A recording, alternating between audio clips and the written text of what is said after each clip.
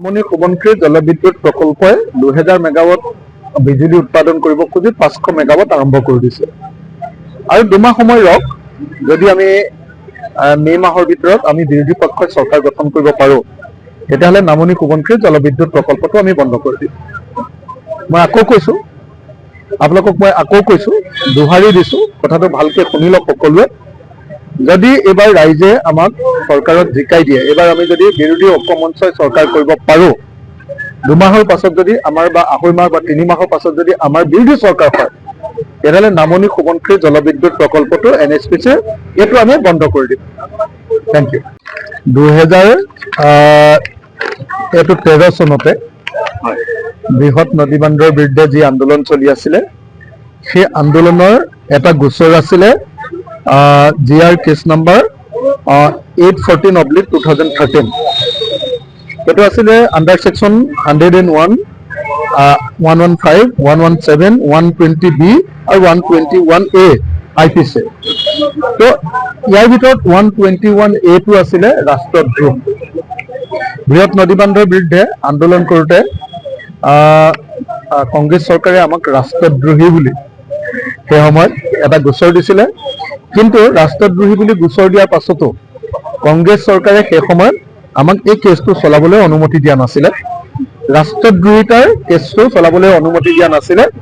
বাকী বিষয়বিলাকত 109 115 117 এইকেইটাত কেছ চলাবলৈ অনুমতি দি থৈছিলে। আনকি সৰ্বানন্দ সোণোৱাল চৰকাৰৰ দিনতো আমাক ৰাষ্ট্ৰদ্ৰোহী বুলি এই গোচৰটো চলাবলৈ দিয়া নাছিলে। মানে যেটো গভৰ্ণমেণ্টৰ এটা অপৰিহাৰ্য চেংচন কৰাব লাগে সেই চেংচনটো দিয়া নাছিলে, অনুমতি দিয়া নাছিলে। কিন্তু হিমন্ত বিশ্ব শৰ্মাই যিহেতু আমাক বেছিকে ভাল পায় যিহেতু আমাক হিমন্ত বিশ্ব শৰ্মাই খুব ভাল পায়, হিমন্ত বিশ্ব শৰ্মা মোক খুব ভাল বন্ধু যে সেইকাৰণে মোক এতিয়া ৰাষ্ট্ৰদ্ৰোহী বুলি এটা কেছ চলাবলৈ দিছে।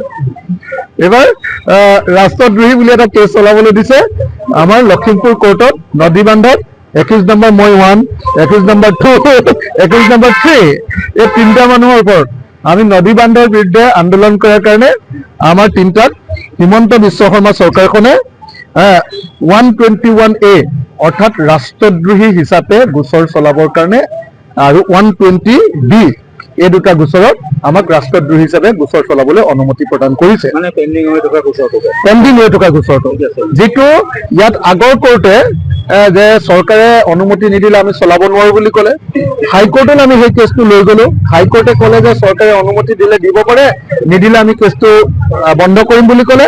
চৰকাৰে তাৎক্ষণিকভাৱে অখিল গগৈৰ বিৰুদ্ধে হিমন্ত বিশ্ব শৰ্মা চৰকাৰে ৰাষ্ট্ৰদ্ৰোহৰ এই গোচৰটো চলাবৰ কাৰণে অনুমতি প্ৰদান কৰিলে। মোৰ বিৰুদ্ধে অসমৰ বিভিন্ন থানাত এনেকুৱা ৰাষ্ট্ৰদ্ৰোহৰ গোচৰ আছে, কিন্তু ইয়াৰ আগলৈকে সেই ৰাষ্ট্ৰদ্ৰোহৰ গোচৰবিলাক যিহেতু আপোনালোকে জানে যে সুপ্ৰিম কোৰ্টৰ এটা গোচৰে ৰাষ্ট্ৰদ্ৰোহ বোলা বস্তুটো চলাবলৈ মানা কৰিছিলে, গতিকে তাৰ ফলস্বৰূপে অসমতো বন্ধ হৈ গৈছিলে। কিন্তু এতিয়া হিমন্ত বিশ্ব শৰ্মাই প্ৰথমবাৰৰ কাৰণে লখিমপুৰত মোক ৰাষ্ট্ৰদ্ৰোহৰ গোচৰটো আকৌ চলাবলৈ অনুমতি প্ৰদান কৰিলে। তো বাকীখিনি লখিমপুৰৰ গোচৰবিলাক চব খালাচ হৈ গ'লো, কাৰণ বাকীবিলাক ৰাষ্ট্ৰদ্ৰোহী নাছিলো মই। একে নদী বান্ধৰ গোচৰ আছিলে, এইবিলাকত ৰাষ্ট্ৰদ্ৰোহ লগোৱা নাছিলে।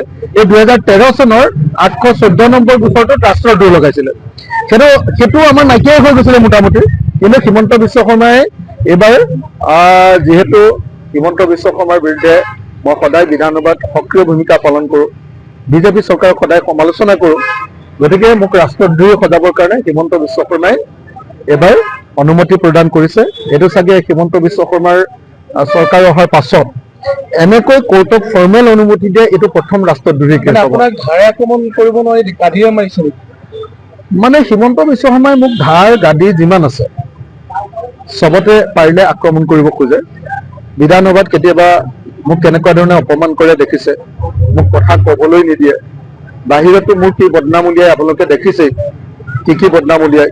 আৰু এতিয়া গোচৰবিলাকতো ফচাবৰ কাৰণে আপোনালোকে দেখিছে যে ৰাষ্ট্ৰদ্ৰোহৰ গোচৰ এতিয়া লগাই দিলে।